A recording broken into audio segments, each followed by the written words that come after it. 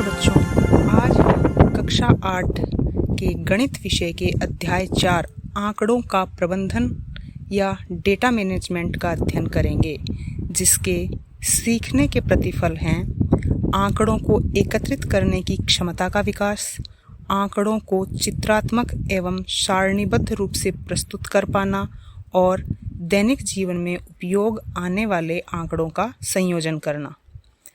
आंकड़ों का अर्थ एवं परिभाषा। आंकड़े किसे कहते हैं? आंकड़े संख्याओं, शब्दों, माप, प्रतीक या किसी अन्य रूप से एकत्रित की गई कोई भी जानकारी आंकड़े कहलाते हैं। आंकड़ों के प्रबंधन का अर्थ आंकड़ों को एकत्रित करना और उन्हें समायोजित ढंग से प्रस्तुत करना ही आंकड़ों का प्रबंधन कहलाता है। आंकड़ों के प्रबंधन से हमें उनके अध्ययन में सहायता मिलती है। कभी कभी आंकड़ों को स्पष्ट तरीके से दर्शाने के लिए आलेखीय रूप से भी निरूपित किया जाता है। आलेख निम्न प्रकार के होते हैं, जैसे कि चित्रालेख, एक दंड आलेख, द्विदंड आलेख, वृत्त आलेख या पाई चार्ट। चित्रालेख या पिक्टोग्राफ।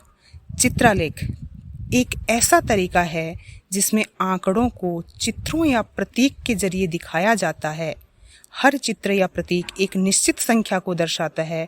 उदाहरण के तौर पर हम देख सकते हैं कि यहाँ हर फल का चित्र दर्शाता है कि कितने फल हैं। चित्रालेख से आंकड़े आसानी से समझे जा सकते हैं। जैसे 2 संतरों के चित्र का मतलब है कि 2 संतरे। दिए गए उदाहरण में माह जुलाई, अगस्त और सितंबर में कारों का उत्पादन दर्शाया गया है। इसमें एक कार का चित्र 100 कारों को प्रदर्शित करता है और आधी कार का चित्र 100 के 1/2 भाग यानी कि 50 कारों को दर्शाता है। इस प्रकार जुलाई माह में कारों का कुल उत्पादन 100 + 100 + 50 बराबर 250 होगा। इसी प्रकार अगस्त में 3 कारें हैं तो 100 + 100 + 100 बराबर 300 कारों का उत्पादन होगा। और सितंबर में 4 कारें हैं तो 100 + 100 + 100 + 100 बराबर 400 कारों का उत्पादन होगा। एक दंड आलेख। एक दंड यानी बार ग्राफ आलेख डेटा को बार यानी कि लंबी पट्टियों के रूप में दिखाया जाता है।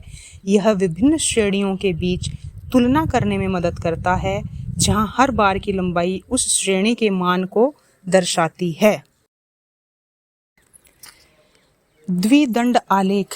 द्विदंड आलेख यानी डबल बार ग्राफ एक प्रकार का बार ग्राफ है जिसमें 2 दंड एक साथ दिखाए जाते हैं ताकि 2 अलग अलग आंकड़ों की एक ही चार्ट पर आसानी से तुलना की जा सके। उदाहरण के लिए किसी स्कूल में 2 वर्षों के परीक्षा परिणामों की तुलना के लिए इसका उपयोग किया जा सकता है।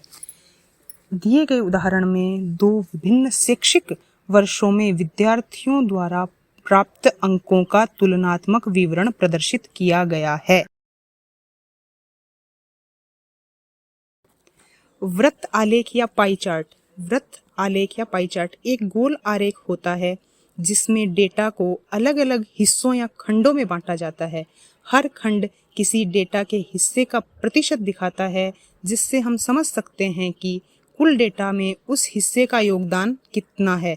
उदाहरण के तौर पर पहले वृत्त आलेख में दिखाया गया है एक दिन में एक बच्चे द्वारा व्यतीत किया गया समय, जिसमें उसने 8 घंटे सोने में बिताए, 6 घंटे स्कूल में, 3 घंटे खेल में, 3 घंटे अन्य कामों में और 4 घंटे गृह कार्य में। इसी प्रकार दूसरे उदाहरण में हम देख सकते हैं कि एक कस्बे में व्यक्तियों के आयु समूह कितने हैं।